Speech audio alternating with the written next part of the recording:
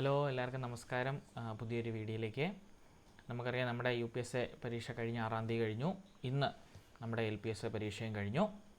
അപ്പോൾ രണ്ട് പരീക്ഷയും വെച്ച് നോക്കുവാണെങ്കിൽ UPSCയേക്കാളും കട്ടി ചോദ്യങ്ങളായിരുന്നു LPSCക്ക് ചോദിച്ചിരുന്നത് ഇല്ലേ? പലരുടെ അഭിപ്രായത്തിൽ പറഞ്ഞ കാര്യം ഇതാണ്, UPSCക്ക് വെച്ച ക്വസ്റ്റ്യൻ പേപ്പർ LPSCയുടെയും LPSCയുടെ ക്വസ്റ്റ്യൻ പേപ്പർ UPSCയുടെയും ആണെന്നാണ് പല ഉദ്യോഗാർത്ഥികളും പറഞ്ഞത്.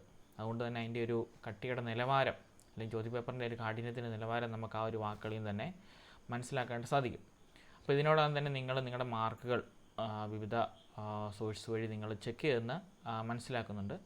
നമ്മുടെ PSCയുടെ പ്രൊഫഷണൽ ആൻസർ കീ വന്നാൽ നമ്മൾ അതിൻ്റെ ആൻസർ കീ ഉടനെ തന്നെ പുട്ട് ഓൺ ചെയ്യും.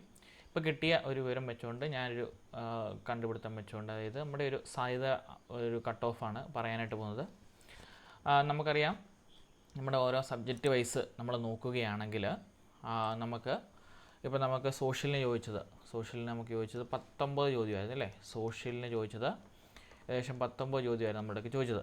അതിലൊരു ആവറേജ് പഠിച്ചിട്ട് പോയ വിദ്യാർത്ഥിക്ക് ഏകദേശം 10 മാർക്കോളം സ്കോർ ചെയ്യാൻ പറ്റുന്ന ക്വസ്റ്റ്യൻസ് ആയിരുന്നു ഇന്നത്തെ LPSC പരീക്ഷയ്ക്കുണ്ടായിരുന്നത്. അടുത്ത് നമ്മുടെ ഫിസിക്സ് എടുക്കുമായിരുന്നെങ്കിൽ സോഷ്യൽ കഴിഞ്ഞ് നമുക്ക് വന്നത് ഫിസിക്സ് ആയിരുന്നു. അതിലൊരു 9 ചോദ്യങ്ങളായിരുന്നു ചോദിച്ചത്. ഏകദേശം ഒരു 2 എണ്ണമൊക്കെ +2 ലെവലും +1 ലെവലും ബേസ് ആയിരുന്നു കൂടുതലായിട്ടും ചോദിച്ചിരുന്നത്. അതുകൊണ്ട് തന്നെ ഏകദേശം ഒരു 2 എണ്ണമൊക്കെ മാക്സിമം നമ്മളെ കൊണ്ട് ചെയ്യാനായിട്ട് സാധിച്ചുള്ളൂ. അടുത്ത കെമിസ്ട്രി ചോദിക്കുവാണെങ്കിൽ നമുക്കറിയാം അത് 9 എണ്ണം ചോദിച്ചു. അതിൻ്റെ അകത്ത് ഏകദേശം ഒരു 2 അല്ലെങ്കിൽ 3 എണ്ണം നമുക്കൊരു 2 ആവറേജ് കൊടുക്കാം. ഇത്രയൊക്കെ നമുക്ക് ചെയ്യാനായിട്ട് സാധിച്ചുള്ളൂ. അടുത്ത ബയോളജിയുടെ കേസ് വരികയാണെങ്കിൽ നമുക്കറിയാം അതും 9 ചോദ്യമായിരുന്നു ചോദിച്ചത്. അതിലും ഏകദേശം ഒരു 3 മാർക്ക് അടുത്ത് നമുക്ക് ചെയ്യാൻ പറ്റുന്ന ക്വസ്റ്റ്യൻസ് ആയിരുന്നു ഉണ്ടായിരുന്നുള്ളത്.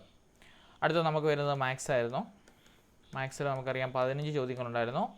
ഏകദേശം ഒരു 8 എണ്ണം അല്ലെങ്കിൽ ഒരു 7 എണ്ണം വരെ എല്ലാവർക്കും 7 അല്ലെങ്കിൽ 7 തൊട്ട് 8 എണ്ണം വരെ ചെയ്യാൻ പറ്റുന്ന ക്വസ്റ്റ്യൻസ് ആയിരുന്നു മാത്സിന് ചോദിച്ചത്.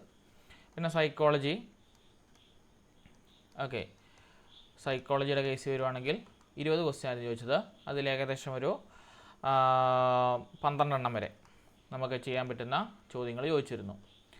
അടുത്ത കേസ് എടുക്കുകയാണെങ്കിൽ നമുക്ക് ഇംഗ്ലീഷാണ്. ഇംഗ്ലീഷ് മലയാളം കഴിഞ്ഞ UPSC പരീക്ഷയെ അപേക്ഷിച്ച് എളുപ്പമായിരുന്നു.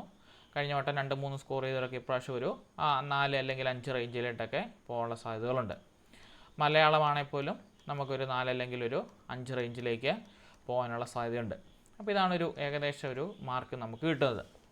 അപ്പോൾ നമുക്ക് ഇതിൻ്റെ എല്ലാ മാർക്കൊന്ന് കൂട്ടി നോക്കിയാൽ നമുക്ക് മനസ്സിലാവും. ഇവിടെ ഒരു 10, 10 2 12, 2 14, 14 3 17, 7 24, 24 10 34, 2 36, 10 46 മാർക്ക്. ഒരു മിനിമം ആവറേജ് പഠിച്ചിട്ട് പോയൊരു വിദ്യാർത്ഥി കിട്ടുന്നത് ഏകദേശം 46 അല്ലെങ്കിൽ 45 എന്ന് കൂട്ടാം അല്ലേ? ഒരു ആവറേജ് 45 മാർക്കായിരിക്കും കിട്ടാൻ പോകുന്നത്. 45നും 50നും ഇടയ്ക്ക് നിൽക്കും ഒരു ആവറേജ് പഠിച്ച ഒരു വിദ്യാർത്ഥിയുടെ മാർക്ക്. ഇതൊരു ആവറേജ് സ്കോറാണ് ഓരോ സബ്ജക്റ്റും കിട്ടുന്നത് നമ്മൾ എഴുതിയിരിക്കുന്നത്. അപ്പോൾ അങ്ങനെ നോക്കുകയാണെങ്കിൽ നമുക്ക് ഓരോ ജില്ലയിലും ഈ 50 എന്ന് പറയുന്നത് കട്ട് ഓഫ് നമുക്കൊരു +10 മുന്നോട്ടും +10 പുറകോട്ടും നമുക്കിട്ട് ചെയ്ത് നോക്കാം. അപ്പോൾ അങ്ങനെ വരുവാണെങ്കിൽ നമുക്ക് 50ന് പുറകോട്ട് ഏകദേശം ഒരു 35 തൊട്ട് ഏകദേശം ഒരു 55 റേഞ്ച് വരെ, 45 തുടങ്ങുന്ന മാർക്കാണെങ്കിൽ 35 തൊട്ട് 55 റേഞ്ച് വരെ ആയിരിക്കും നമ്മുടെ കട്ട് ഓഫ് നിൽക്കാനുള്ള സാധ്യതകൾ കൂടുതലായിട്ടും കാണുന്നത്. അതൊരു +3 -3 മുന്നോട്ടോ പുറകോട്ടോ നിൽക്കാം കേട്ടോ. ഒരു +3 35 എന്നുള്ള 38 33 ആകാം. അത് ശരിയായിട്ടുള്ളത് നമുക്ക് PSCയുടെ നമുക്കൊരു സാധ്യത പട്ടികയാണ് നിങ്ങൾക്കിപ്പം തരുന്നത്. അപ്പോൾ ഏകദേശം ഒരു 35 തൊട്ട് 55 വരെയുള്ള കട്ട് ഓഫിൽ റേഞ്ചിലാണ് നമുക്ക് ഇപ്രാവശ്യം വരുവാനായിട്ട് പോകുന്നത്. ഇപ്പോഴത്തെ LPSCയുടെ കട്ട് ഓഫ് നമുക്ക് കാണുവാനായിട്ടുള്ള സാധ്യതയുള്ളത്. അപ്പോൾ ഏതൊക്കെ ജില്ലകളിലായിരിക്കും ഈ പറഞ്ഞ 35 അതുപോലെ തന്നെ 55 ആ റേഞ്ചിനിടയിൽ നിൽക്കുന്നത് നമുക്ക് മനസ്സിലാക്കാൻ സാധിക്കണമെങ്കിൽ നമ്മൾ പഴയ 2018 2020 തമ്മിലൊന്ന് താരതമ്യം ചെയ്ത് നോക്കുക നല്ലതായിരിക്കും. നമുക്ക് മനസ്സിലാക്കാൻ സാധിക്കും. UP അടക്കം കിടക്കട്ടെ. LP നോക്കിയാൽ LP 41 42 35 41 29 30 എന്നിങ്ങനെ ഏകദേശം ഒരു +2 +3 പോയിൻറ്റിന് കയറ്റവിറക്കം മാത്രമേ ഉള്ളൂ അല്ലേ? അങ്ങനെ വെച്ച് നോക്കുകയാണെങ്കിൽ നമുക്കറിയാം കട്ട് ഓഫ് കുറഞ്ഞ ജില്ലകളാണ് ഈ പറഞ്ഞ ഏതൊക്കെ ഇവിടെ നമുക്ക് കാണാൻ സാധിക്കും. കട്ട് ഓഫ് കുറഞ്ഞ ജില്ലകളാണ്. ഇവിടെ ഒരെണ്ണമുണ്ട് അല്ലേ? പത്തനംതിട്ടയുണ്ട്, ആലപ്പുഴയുണ്ട്, കോട്ടയമുണ്ട്, ഇടുക്കിയുണ്ട്, എറണാകുളം. രണ്ടിൻ്റെ ഇടയ്ക്ക് നിൽക്കും. കുറവുമല്ല, തീരെ കുറവുമല്ല, എന്നാൽ കൂടുതൽ രണ്ടിൻ്റെ മീഡിയത്തിൽ ഒരെണ്ണമാണ്. എറണാകുളം നമുക്ക് എടുക്കാം. ഈ ഒരു ജില്ലകളിൽ ഏകദേശം വരുന്നത് കട്ട് ഓഫ് എന്ന് പറയാനായിട്ടുള്ള സാധ്യത എന്ന് പറയുന്നത് ഏകദേശം ഒരു 33നും 40നും ഇടയ്ക്ക് നിൽക്കുന്ന ഒരു കട്ട് ഓഫ് ആയിരിക്കും ഇവിടെ വരാൻ പോകുന്നത്. ഈ പറയുന്ന പത്തനംതിട്ട, ആലപ്പുഴ, കോട്ടയം, ഇടുക്കി, എറണാകുളം ജില്ലകളിൽ വരാൻ പോകുന്നത്. എറണാകുളം ഒരു കൂടി നിൽക്കും കുറഞ്ഞു നിൽക്കുന്ന ഒരു ജില്ലയാണ്. അവിടെ ഏകദേശം ആ ഒരു കട്ട് ഓഫിൻ്റെ ഇടയ്ക്ക് നിൽക്കും. അടുത്ത മീഡിയം സ്ഥലത്ത് നിൽക്കുന്ന ജില്ലകളാണ് നമുക്ക് കാണാൻ സാധിക്കും.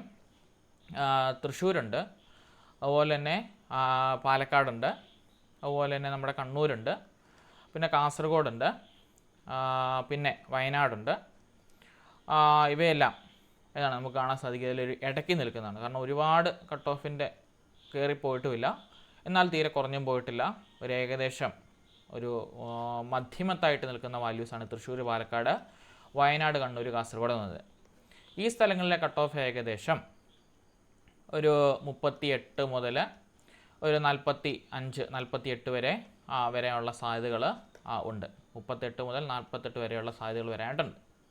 അടുത്ത കട്ട് ഓഫ് കൂടി നിൽക്കുന്ന നമ്മുടെ ട്രിവാൻഡ്രം, അതുപോലെ തന്നെ കൊല്ലം, അതുപോലെ തന്നെ പിന്നെയുള്ളത് മലപ്പുറം, കോഴിക്കോട് എന്നിവിടങ്ങളിൽ നമ്മൾ പറഞ്ഞ 55 വരെ പോകാനുള്ള കട്ട് ഓഫിനുള്ള സാധ്യതകൾ വളരെ കൂടുതലാണ്. ഇവർ ഏകദേശം ഒരു 45 മുതൽ 55 വരെയുള്ള കട്ട് ഓഫ് ആയിരിക്കും മിക്കപ്പോഴും പോകാനായിട്ടുള്ള സാധ്യതകളുള്ളത്.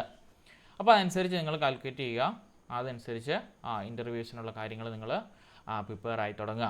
കാരണം ഇനിയും വരുന്നത് നമുക്കറിയാം, ഇത് നമ്മുടെ ലിസ്റ്റിൽ വന്നു കഴിഞ്ഞാൽ പിന്നെ ഇൻ്റർവ്യൂവിനാണ് ബാക്കി മാർക്ക്. ചിലപ്പോൾ മുന്നിൽ നിൽക്കുന്ന ആൾ പുറകെ വരാൻ, പുറകെ ആൾ മുന്നിൽ വരാം. അങ്ങനെ പല സാധ്യതകളും നമുക്ക് മുന്നിൽ കാണാവുന്നതാണ്. അതുകൊണ്ട് തന്നെ അതിലേക്ക് നിങ്ങൾ ട്രൈ ഓൺ ചെയ്യുക. LDC പരീക്ഷ വരുന്നുണ്ട്. ഇപ്പോൾ ആണ് PSC 10ാം ക്ലാസ് ലെവലിലൊരു പരീക്ഷ കോൾ കിട്ടുന്ന അതുപോലുള്ള പരീക്ഷകൾ അപ്പിയർ ചെയ്യുക.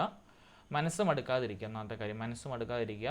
സ്ഥിരമായിട്ട് PSCയുടെ പ്രൊഫൈലിൽ കയറി നമുക്ക് എഴുതാൻ പറ്റും, നമ്മുടെ ക്വാളിഫിക്കേഷൻ വെച്ച് എഴുതാൻ പറ്റുന്ന പരീക്ഷകൾ നമ്മൾ അപ്പിയർ ചെയ്യുക. എഴുതി ശീലിക്കുക. എന്നാലും നമുക്ക് 40 വയസ്സ് വരെയൊക്കെ എഴുതാം. സോ ഇപ്പം ഈ ഒരു പരീക്ഷ കൊണ്ട് നമ്മുടെ ജീവിതം ഒന്നും ആകാനായിട്ട് പോകുന്നില്ല, അല്ലേ? ശരിയല്ലേ? സോ ഇതൊക്കെ ഒരു മാതൃക പരീക്ഷകളായിട്ട് നിങ്ങൾ കൂട്ടിക്കൊണ്ട് നിങ്ങളൊരു എയിം ചെയ്യുക. ഇന്ന മാർക്കിൽ ഇന്ന പരീക്ഷ എനിക്ക് എഴുതിയെടുത്ത് ഇന്ന ലെവലിലേക്ക് ഞാൻ എത്തിച്ചേരുമെന്ന് ഒരു എയിം ചെയ്തുകൊണ്ട് പഠിക്കുക. അതിന് വേണ്ടിയിട്ട് ഇതെല്ലാം നമ്മൾ ഈ പറഞ്ഞ ഒരു നമ്മുടെ ലൈഫിൽ ഒരു എക്സ്പീരിയൻസ് ആയിട്ട് എടുക്കാനായിട്ട് നോക്കുക. അല്ലാതെ ഇതുകൊണ്ട് ഒരിക്കലും നമ്മുടെ ജീവിതം എന്താക്കാൻ പോകുന്നില്ല, തീരാനായിട്ട് പോകുന്നില്ല.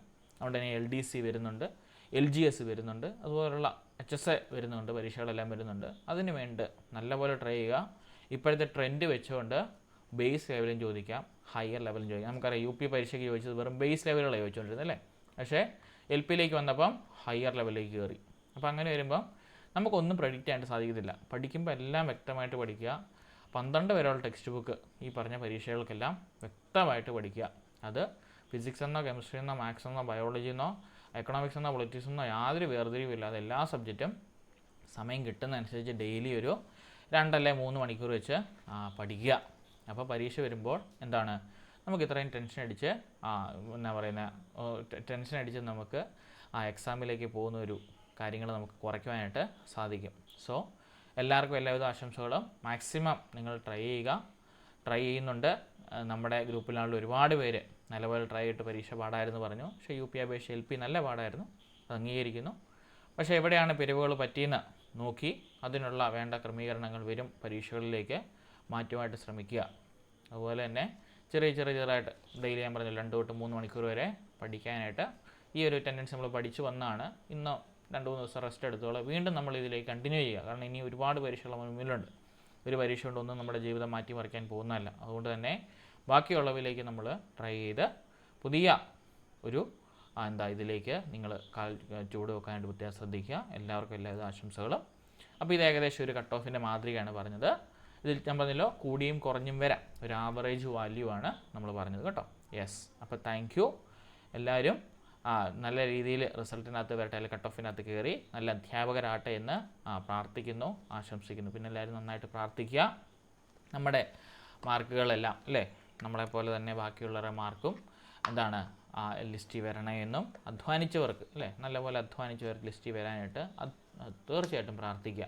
കൂട്ടത്തിൽ മറ്റുള്ളവർക്ക് വേണ്ടിയിട്ടും നല്ലപോലെ പ്രാർത്ഥിക്കുക, പരസ്പരം സഹായിക്കുക, നല്ലപോലെ നല്ല വ്യക്തികളായിട്ട് ജീവിക്കുക.